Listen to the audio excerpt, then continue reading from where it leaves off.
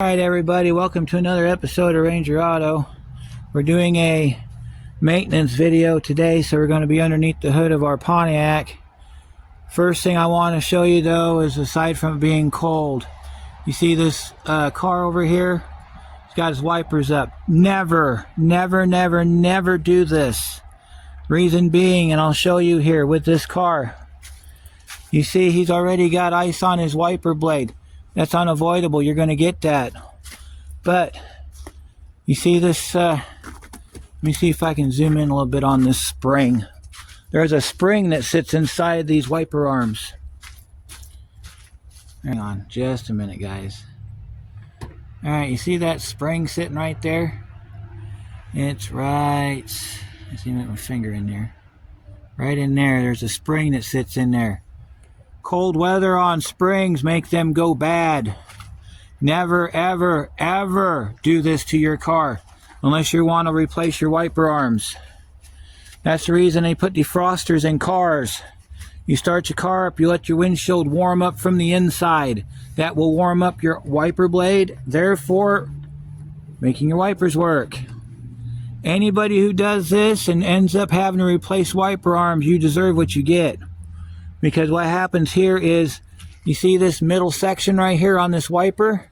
It's going to eventually not touch the windshield. Okay? I had this issue on one of my trucks where the wiper does not touch the window because the wiper arm was no good. I had to change the wiper arm. So never do that. Don't ever do that. Okay? That's the first thing. Alright, so getting on with our little video here that we're doing. Yeah, I realize it's stupid, but I need content. So Minnesota is terrible for content right now. There's no business up here. I've got tons of business waiting for me back in Indiana. So next month, we're going to be getting you a bunch of new content. We got a Cadillac video we got to get done and a bunch of other stuff. We're putting a van up for sale, so we're going to be doing that as well. All right, so first thing. This is an ecotec. This is critical because this pertains to any vehicle that has a cartridge filter. If you have anything that looks like that down there, that is a cartridge filter. Okay? For clarification, the standard regular oil filter will be called a canister filter. That is a cartridge filter. It's important because GM from 2001 to present day, almost everything they make requires a cartridge filter. Cartridge filters take a long time to drain into the oil pan. So, with that being said, you can't just park your car and check your oil as soon as it's done. You have to wait a certain period of time for that to happen. Okay? So what that means is that cartridge filter is basically just nothing more than a paper element. So as long as you got a paper element, it's going to absorb all the oil. When that happens, your dipstick is going to be wrong. So what you have to do is allow at least 1 hour after you've driven the car for the fluid off the oil off the cartridge to drain back into the oil pan, so that you can get an accurate reading. Otherwise, it'll read a quart low. So, that's the difference. Now, if you have a canister filter, like a lot of your other cars do, you can check it any way you want. You can park the car, wait 5 minutes, and check it. But on an ecotec or anything that has a cartridge filter, this is also for the 2.4 multi-air Chrysler engines. That goes for them as well. You have to wait at least 1 hour. I think Volvo and BMW also say 1 hour also on their fluid checks. So, now that that's out of the way, this car sat for about 4 hours. It's 30 degrees outside. Oil's going to be cold, but it's going to read accurately on the dipstick. So, I'm going to go get a rag, and we're going to check our oil. Alright, so let's go ahead and check our oil. Normally when you do maintenance check, you're going to start from fender to fender. So I should start at the radiator, but we're going to do that one last because that cap's a little hard to get off. So when you pull your dipstick out, You want that initial reading right there. Okay? That says we're full. We're going to go ahead and clear it. And this one, you just have to dab it and it'll come off. It's a little hard to get to if you have one of these dipsticks with the grooves in them. And especially in the wintertime, you want to keep your oil level checked on a regular basis. About maybe once a month, especially if your car stays outside in the cold. Alright, check our oil level. Our oil level is good. Okay? This just had an oil change on it not that long ago, so the oil is still looking pretty good here. So we'll go ahead and put that back like it is. You don't need to check anything else with that. Alright, and then you want to take a peek over the side here and look at your serpentine belt. That one looks okay. Let's check our power steering, even though I'm not having power steering issues. Alright, on this one, it should be to that first line that says full cold, and we are good. So power steering is good. Alright, so let's move over here real quick. I'll show you what we're looking for on the coolant. Coolant, we're just looking for with about to the top of this little mark over here on the side. This thing's got some fading on it, so in order to check it, you just got to kind of take the cap off. That'll relieve the pressure on the system, then you wiggle it. So that's what we're going to do. We're going to wiggle this a little bit. Alright, let's see. Let's see if we're where we need to be here. It's hard to tell. Yeah, we're at full cold. I can see it. It's right down here. Let me show you where the line is on this thing. There's a line right here that says full cold. If you shake it enough, you can get that thing to rattle.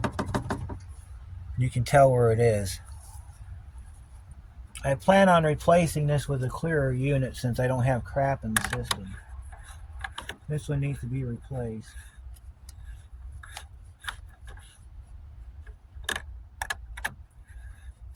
There's some other things you can do if you have a garage. You can check your ball joints and all that other stuff, especially if you drive on really hard roads like I do. Minnesota roads are rough on cars. My cap don't like going back on because I think the threads are different. Just tighten that back up. Alright, and then we'll move over to the brakes. Gotta check your brakes, especially if you do a lot of driving like I do. So, let me look at here real quick.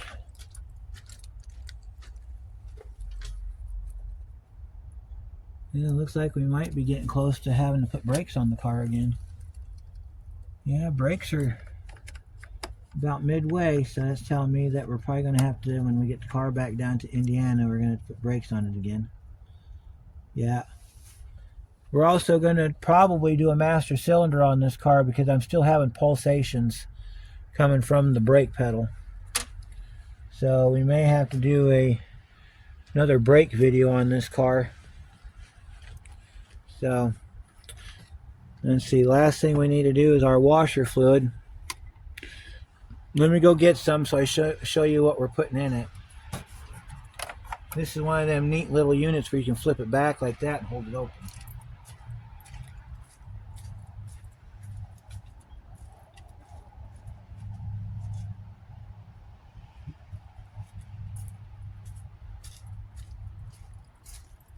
Alright, so this is what I've been using right here. This is our cold solution. This is what you want if you're going to be up north of middle Illinois, because that way you're going to be able to get your windows cleared. Blue stuff will go back in the car when the weather stays above 33 degrees at night. Otherwise you put the purple in it. Of course, I've already done the wipers and everything on the car, but you want to check your wipers. Make sure they're not folded over. I'll show you what I mean by folded over here in a second. I'm gonna put my stuff back in the trunk. Yeah, we'll set that back in the corner there. Alright, so let me set the hood down so I can set you on the hood. Oh, you want to check your headlights too. Check your lights and stuff for whether they're going to be good or not. So there's that. Oh, one other thing we're going to do real quick before we call it a day is I'm going to show you where the trunk button is on this car. Because I was looking on YouTube yesterday trying to explain to my wife where the trunk button is, and I couldn't find a video. So, alright, so let's pull your wiper blade up so we can get a look at this thing. Alright, you see that end right there? That's perfectly normal. That's what it's supposed to look like. If it was kicked to one side like that, that would be time to change your wiper. Also, if they streak, that's another indication you got a bad wiper blade. So now keep in mind that if your car does like this one does, where when you wipe the windshield, a section of it doesn't get wiped, that's because the wiper blade's frozen. If you defrost the wiper blade, you'll be fine. Alright, one last thing before we go is I'm going to show you where the button is for the trunk on this car. 99 to 05 Grand Am. Trunk button sits right there. On the back side, see, there's your armrest. There's your window crank right here. Go back from the window crank. There's your button if you have one. If you don't have one, that's where it's supposed to go if you decide to install one. Another part of that feature is under the trunk lid here. We have our emergency release here and a switch. You see that switch right there? That little red switch that says on off. That's the lockout. If I switch that to off, my trunk lock will stop working. So anyway, I hope this was useful to you guys. I'm sorry I haven't been putting out any content lately. I really apologize for that. There hasn't been anything worth filming. Weather's been bad up here as well. But hopefully we can start getting back to regular programming. So thanks for watching. I'll see you on the next one.